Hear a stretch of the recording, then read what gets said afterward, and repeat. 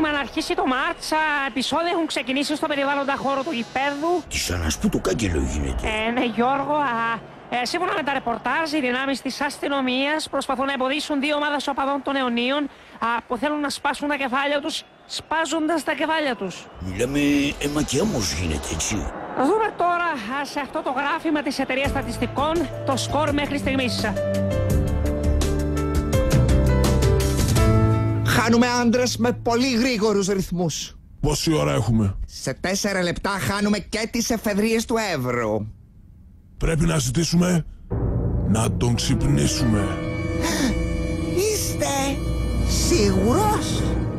Δεν μπορούμε να φανούμε ανίκανοι. Πάλι.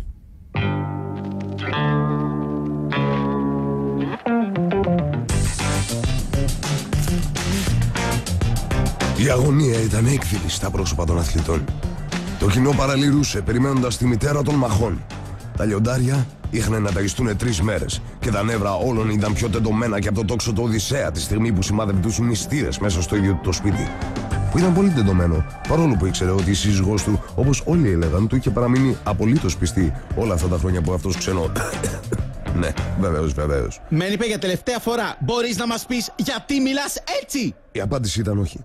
Αλλά προτίμησε αμίλητος να κοιτάξει το φίλο του με βλέμμα όλο νόημα. Τι το ψάχνεις, Ερμή? Το παλικάρι είναι μαλάκας. Τι μαλάκας? Κάλτσα είναι!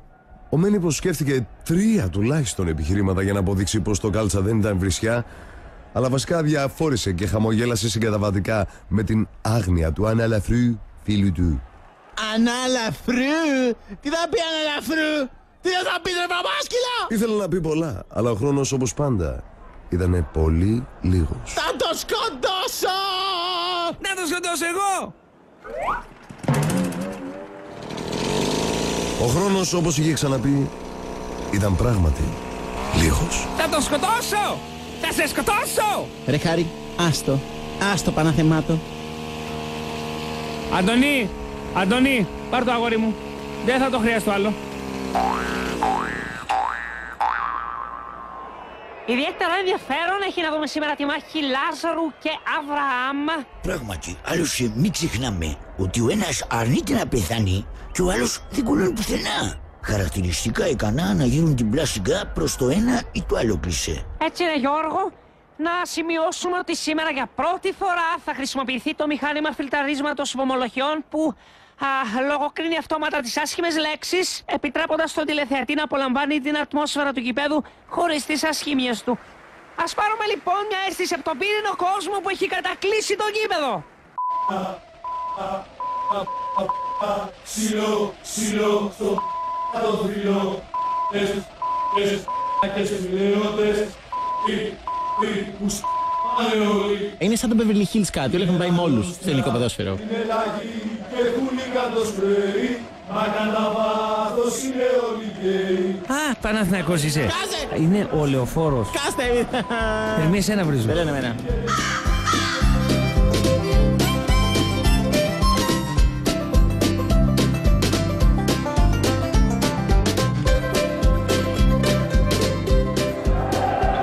Πίσω στο γήπεδο τώρα, όλα είναι έτοιμα να αρχίσουν. Ο Καραγούνης και ο Σισέ βρίσκονται δίπλα στην μπάλα.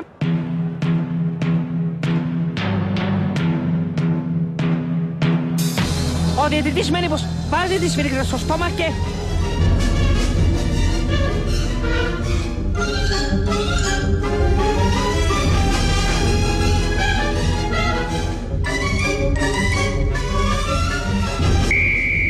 σφυρίζει. Ο Καραγούνης δίνει την μπάλα στο Σισέ και πέφτει κάτω. Αυτό το παιδί, έτσι και το πάσει σε ενιδρίο, θα βουτήξει μέσα να πάρει πέναλτι. Οι μάρτωρες, οι μάρτωρες. Γυρίζει προς το Μένι που διαμαρτύρεται για φάουλ, έρχεται κατευθείαν από την πλατεία και ο Μητρογλου που διαμαρτύρεται για τη διαμαρτυρία του Καραγούνη. Ο Σισέ κάτι του λέει για το παπί του και ο Μητρογλου πυροβολεί το γαλοπιθετικό, αλλά η σφαίρα κόβεται στη Μοϊκάνα. Ο πιστολέρο, έτσι. Ο Τουντού κάνει του ενώ ο Νικοπολίδης ποτίζει τις ορτανσίες του, που πετάει ένα μπουκάλι ουίσκι στον Αβραάμ που το πιάνει στον αέρα και το σπάει. Και τρέχει να θυσιάζει το παιδί του. Ο Ραούλ παίρνει μπράβο για το δολοφονικό του χτύπημα στο Λάζαρο από τον Ανατολάκη που φωνάζει από την κερκίδα. Αλλά ο Λάζαρος αναστάνεται και χτυπάει από πίσω τον Ισπανό αμυντικό με μια εκπληκτική χορευτική κίνηση. Είναι Καταπληκτικός.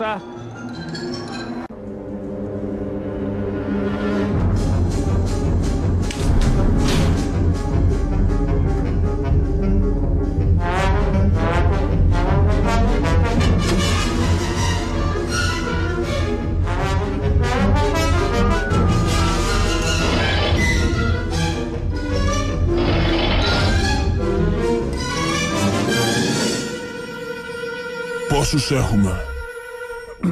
Έχουμε 4 που συλλάβαμε πέρσι στο γήπεδο, 3 για τρομοκρατία, 2 για εμπόριο ναρκωτικών και 1.789 για χρήση. Και 453.856 με κλήσεις για παράνομο παρκάρισμα. Φέρ τους όλους!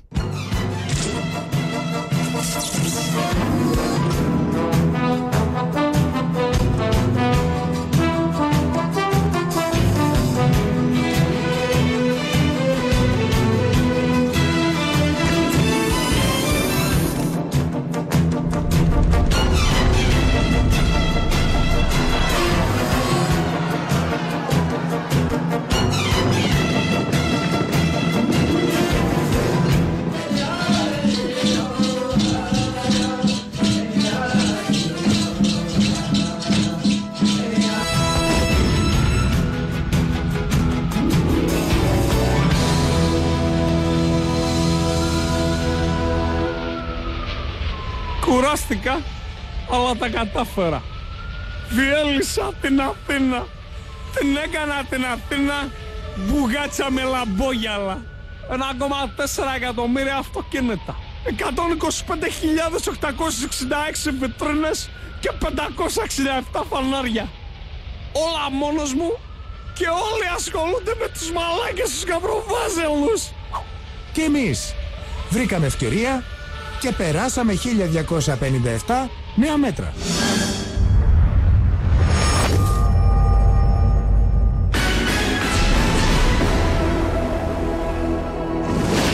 Και ενώ η μάχη μένεται μέσα στο γήπεδο, οι δυνάμεις των ΜΑΤ... Τα παιδιά με τα ρουπαλάκια λες έτσι. Ναι, Γιώργο, κατάφεραν να ελέγξουν την κατάσταση έξω από αυτό. Καθώς με την ελεγχόμενη χρήση 3 μεγατόνων δακρυγόνων διαμόρφωσαν το σκορ σε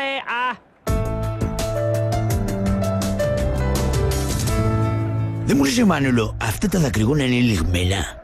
Ίσως, Γιώργο, δεν μπορώ να σε βοηθήσω εγώ. Ίσως έχει πληροφορίες ο αστυνομικός μας συνταχτής Πάνος Όμπολος. Γιώργο, αυτή τη στιγμή δεν υπάρχει καμία πληροφορία για την ημερομηνία λήξης των δακρυγόνων. Παρόμοια δακρυγόνα βρέθηκαν σε μία γιάφκα στο Παγκράτη στην Μήλωνος 24 3 η ώρα το μεσημέρι, δίπλα σε μία τυρόπιτα παρατημένη, δίπλα σε μία κεραμιδόγατα φορτωμένη με εκρηκτικά. Καταραμένη μεταξά, αν δεν είχες πει τότε ουκ, θα παίζαμε στο καμπιονάτο σήμερα. Ενδιαφέρουσα είναι και η επόμενη κάρτα που δείχνει τις επιδόσεις των αστυνομικών σε επιτυχίες αναπροσπάθεια. Σπασμένα κεφάλια, σπασμένα χέρια, σπασμένα πλευρά, αναπνευστικό πρόβλημα, συλλήψεις.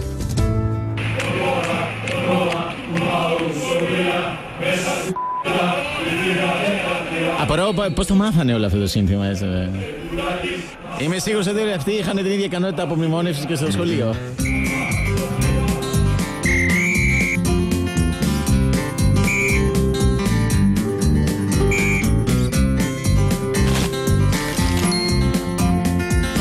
Πίσω στον αγώνα τώρα η κατάσταση έχει ελεγχθεί πλήρως μετά τις 21 κόκκινες κάρτες που έριξε ο διαιτητής κυρωσμένη προς το δεύτερο λεπτό του αγώνα.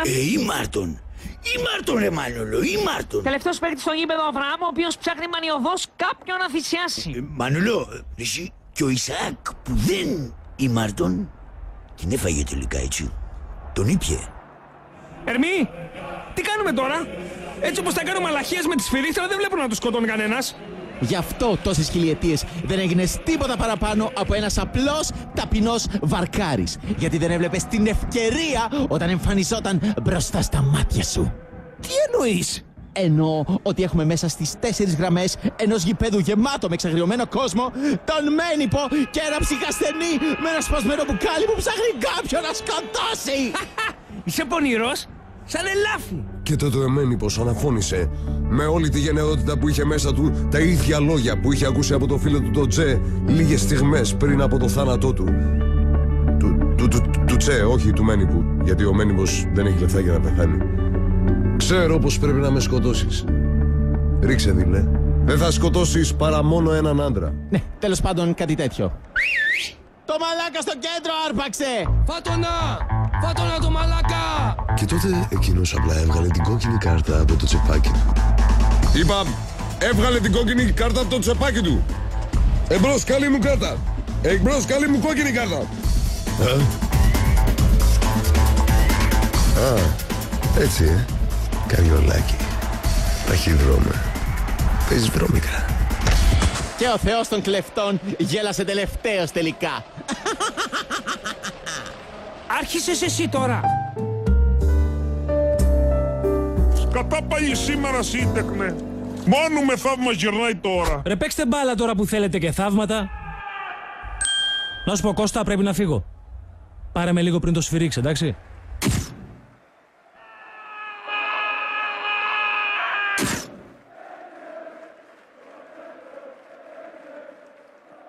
Ρε Αβραάμ, πάλι! Μα πάλι! Σ' ολόκληρο σταυρό ανέβηκα, τίποτα δεν μάθατε. Δεν είπαμε αγόρι μου. Όχι ανθρωποθυσίες. Δηλαδή ρε μάγκες τι θα γίνει. Ούτε την Κυριακή δεν μπορώ να ράξω. Ήθικη παρτίδα. Τι θα κάνουμε τώρα? Να σε παίξω ένα τάβλι. Καλύτερα ρε παιδιά. Άλλωστε μαλακία είναι αυτή η μπάλα. Όλο ξεδίνουμε ψιλοκαυγάδες και βρυσίδια. Και ποτέ δεν γίνεται κανένα πραγματικά μεγάλο ταραβέρι ρε παιδί μου, έτσι να γουστάρουμε. Ναι, αλλά είναι πολλά τα λεφτάρι. Η ηλίθεια της παρέας θα ήθελε να σας πληροφορήσει ότι όσο εσείς παίζατε για την Αθήνα, ένας μπαουκτζής την έσπασε όλη. Πες τα ρε αδερφάκι. Λοιπόν, πάπαλα, όλοι σπίτια σας. Ρε Ισού, Ισουλή, Ισουλινή. Περίμενε, δεν μπορούμε να αφήσουμε αυτή τη μία και μοναδική φορά, σας παρακαλώ. Στην τελική, ούτε ο Αβραάμ, ούτε ο Μένυπος είναι χριστιανοί. Ναι, αλλά όλοι αυτοί που κοιτάνε είναι. Ή τέλος πάντων έτσι δηλώνουν. Ή τέλος πάντων έτσι γράφει η ταυτότητά τους. Και στην τελική, αρκετές αηδίες γίνονται στο όνομά μου. Λοιπόν, έλα, άιντε όλοι σπίτια σας. Και Γάβρη, παρακαλώ να μην πολύ μιλάτε. Αν δεν ήμουν εγώ να πολλαπλασιάζω ψάρια, ούτε ταξίδια θα γεμίζατε. Και όσο για τους βάζελους, κάντε και καμιά πορεία για να βρείτε πρόεδρο. Και προς το παρόν, πορεία στο σπίτι. Το ματσάκιον τετέλεστε. Και αμοιβή! Και τα έξοδα κηδείας! Ερμή, βγάλτε την ισοτιμία του Βολού τώρα, πες του πώς είναι το συνάλλαγμα. Και τότε βαρέθηκα. Μάγκες, πάμε στις πάπιες. Ζωή θάνατος, σημειώσατε χ. No money, no πεθάνει.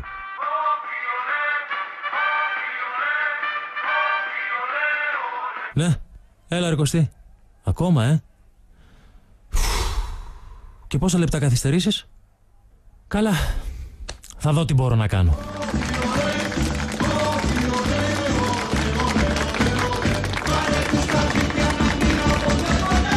Δηλαδή ρε μάγκες τι θα γίνει? Ούτε την Κυριακή δεν μπορώ να ράξω. Ερμούλη, μούλη. Άσε με! Μούλη μου. Δέσε τα κορδόνια σου στη σέντρα.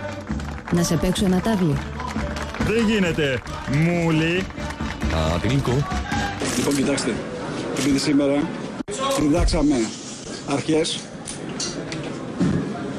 ήθη και δείξαμε ότι είμαστε υπεράνω και έχουμε κάνει πολύ μεγάλο αγώνα για τη βία μέσα στα γήπεδα. Και ειλικρινά πιστεύω ότι το ελληνικό ποδόσφαιρο σήμερα κέρδισε. Εγώ όταν είδα τον κύριο Σισέ στα αποδυτήρια, δεν είδα τον κύριο Σισέ να υποφέρει. Είδα τον κύριο Σισέ να μιλάει ότι θέλει να φύγει από την Ελλάδα.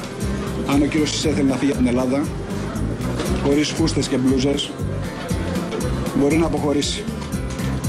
Όλα τα άλλα είναι μικρότητες. Σήμερα ήταν μια πεντακάθαρη νίκη. Αυτή είναι η αλήθεια και πρέπει να την ακούσετε. Και επίσης θέλω να σας πω το εξής. Ότι στον Ολυμπιακό από τη μέρα που ξεκινήσαμε έχουμε κάνει μια πολύ μεγάλη προσπάθεια για τη βία στα γήπεδα.